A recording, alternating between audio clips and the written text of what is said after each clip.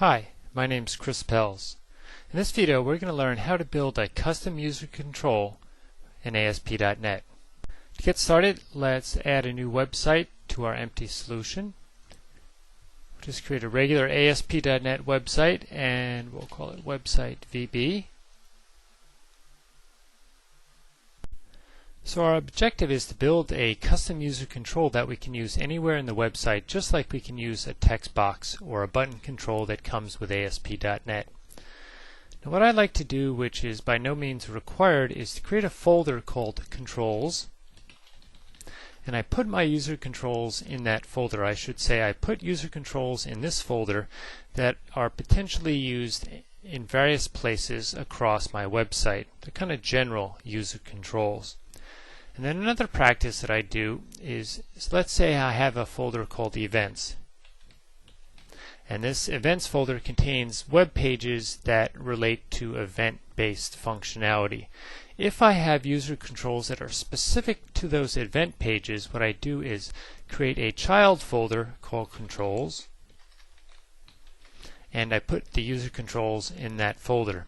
And the reason for doing this is, one, it provides a nice organization so that the user controls related to events are contained within the events folder, and it also provides the flexibility to secure this controls folder should I need to do so.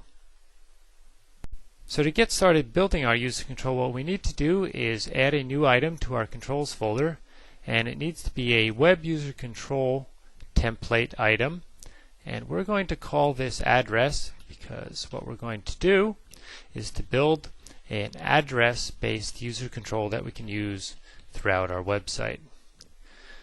Now this creates an ASCX file very similar to the ASPX file.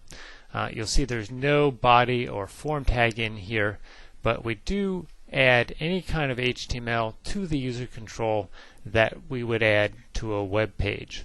You also see that it has a control tag indicating it is a user control, has the language specified much like a page, as well as there's a code file behind the user control in the same way that we have one for a web page. So let's get started designing our user control. And I'm going to start by putting a div element, which will be the kind of outer master container for all the HTML that we'll put in our user control. And just to demonstrate a principle, I'm going to put the word address here. And one of the things is that you can't use a user control as the start page. So in order to see the user control live on a web page, you need to put it on a web page. And what I tend to do is to either create a temporary web page where I put the user control, or I put it on one of the pages that it'll be used on in the live site as I'm developing it, so I can run that page and see what the control looks like and how it performs on a live site. So let's do that. Let me just save it, and we're going to go over to default ASPX. And one easy way to put a user control on the page is to go into the design mode, and we're just going to take the address user control and drag and drop it on the page. And you can see we are getting the address text that I put in my user control.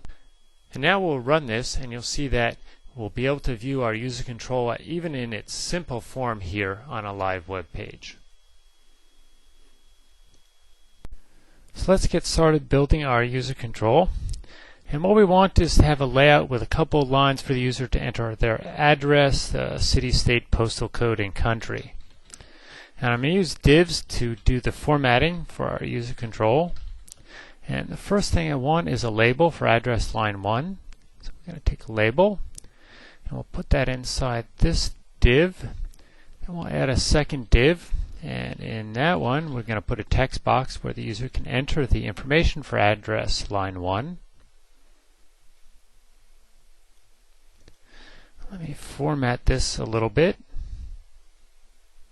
And I'm going to use classes to format our elements a little bit, just enough so we can have a nice readable format. And this first one I'll call input element.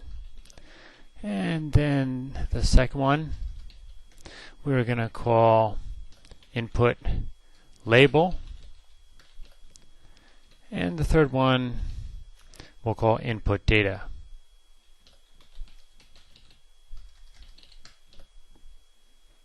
So this is for address line 1. Let's just use that as a basis for our other input elements. So we have address line 2, city, state, postal code, and country.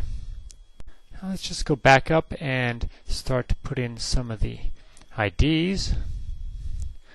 We'll call this label address 1.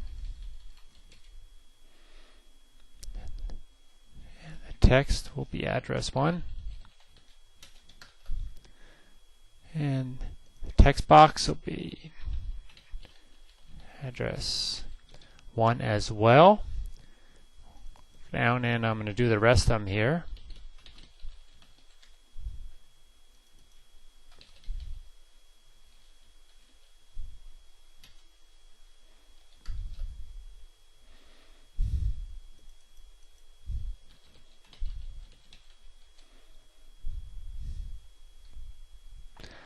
And next we'll do the city.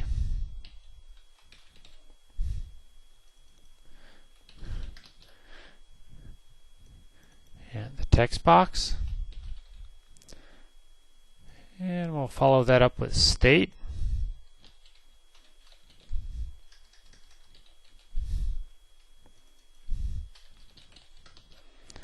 And the text box for state. Do postal code.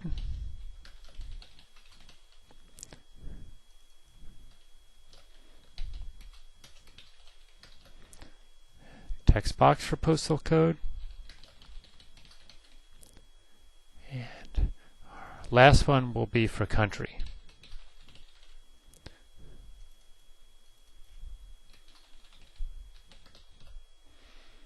And the text box.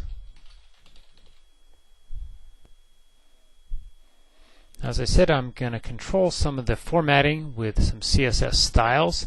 So let's go ahead and create a theme for our website.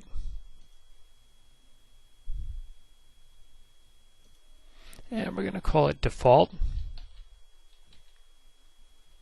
And inside the default theme, we're going to add a new style sheet, and we're going to call this default screen.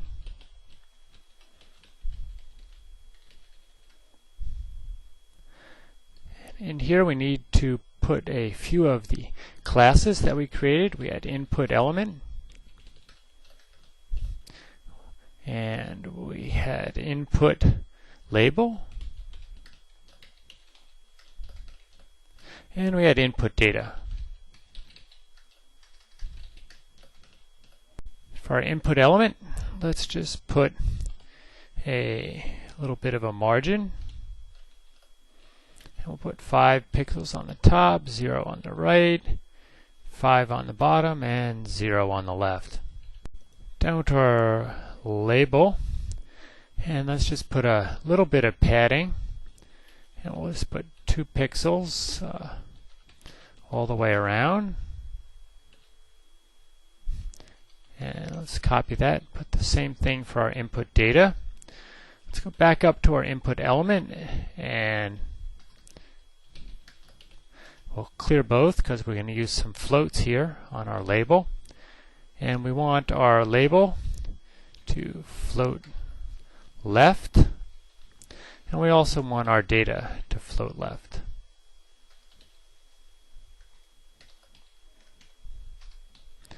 And